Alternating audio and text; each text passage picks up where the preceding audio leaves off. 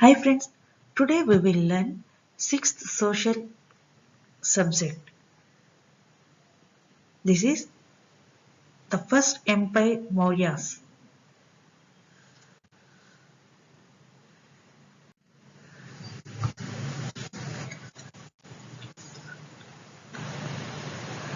Alexander, the king of Macedonia, invades India 327 BC.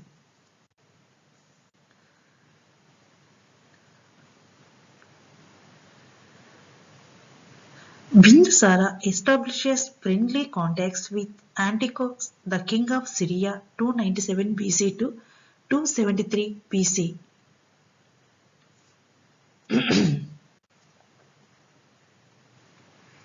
250 BC, the third Buddhist council is held at Patliputra.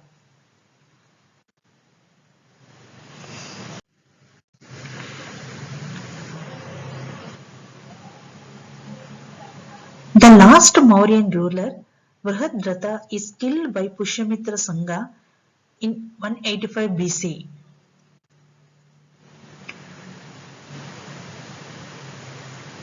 305 BC, Chandragupta Maurya defeats Seleucus Nicator. An ambassador of Seleucus called Megasthenes